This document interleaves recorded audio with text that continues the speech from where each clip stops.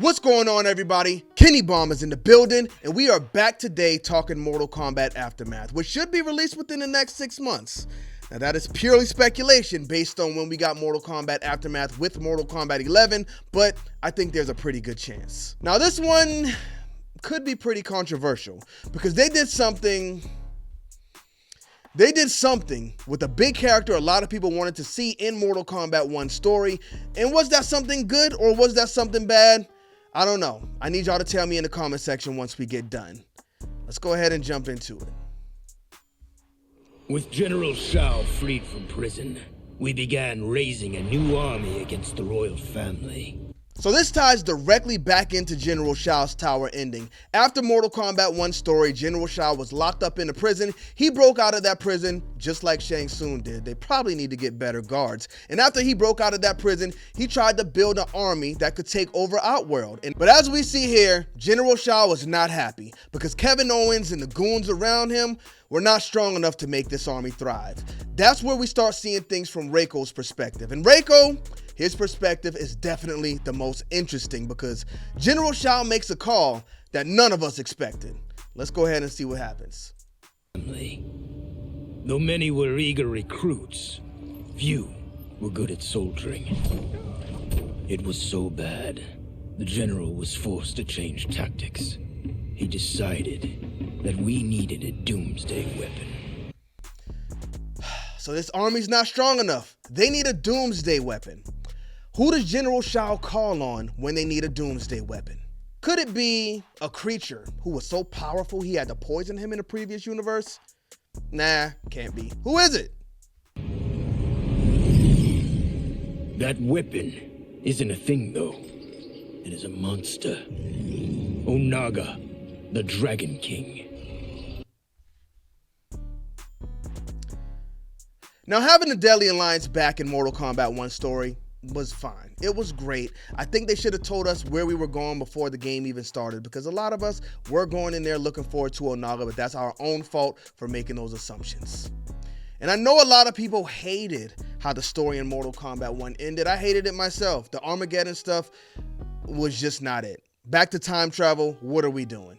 Don't get me wrong, the story in Mortal Kombat 1 was amazing, but they blew it with the time travel stuff in the end. But even more than that time travel stuff, the one thing I hate about this Mortal Kombat universe is this.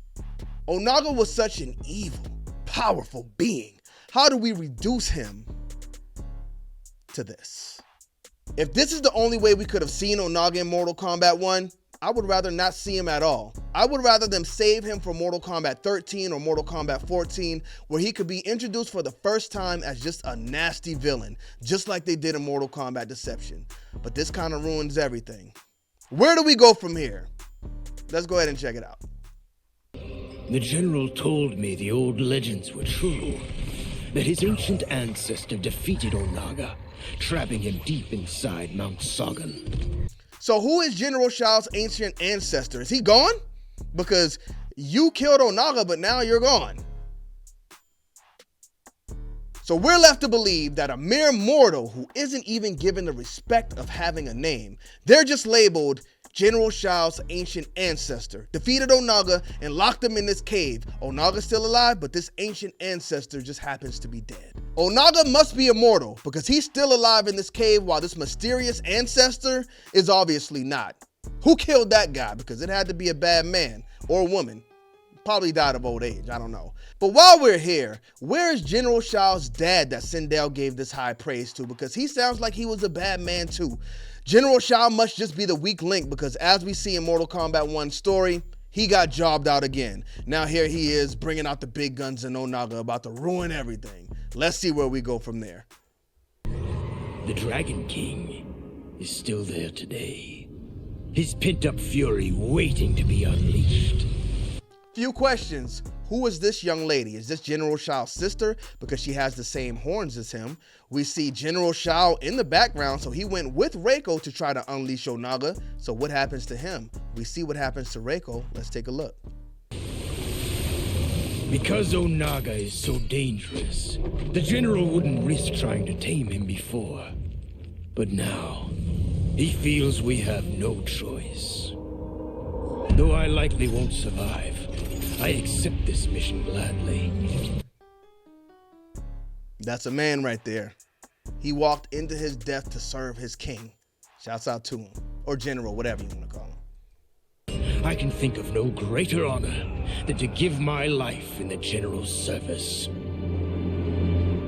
Shouts out to Reiko. They job him out in the story, but I gotta tell y'all, he had the best character ending in this game. Now, Onaga being in it, I really hate it, but it is what it is. But I told y'all Onaga's eye was in the sand in that Mortal Kombat 1 reveal. This is telling us that's exactly what it was. Look at all the sand.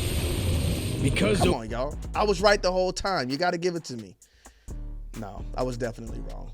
Now, I don't know how people feel about this. Y'all might flame me in the comment section, but you know what? That's fine. I'll put it on. I got to give y'all my real thoughts and tell y'all exactly how I feel about it. But let me know how you feel. Either way, do you love this direction for Onaga or do you hate it? We will be talking about Mortal Kombat 1 Aftermath until the aftermath is upon us. We've been doing it for a while now. If you haven't seen any of the previous videos, make sure you check them out up here. Bomb Squad, let's get to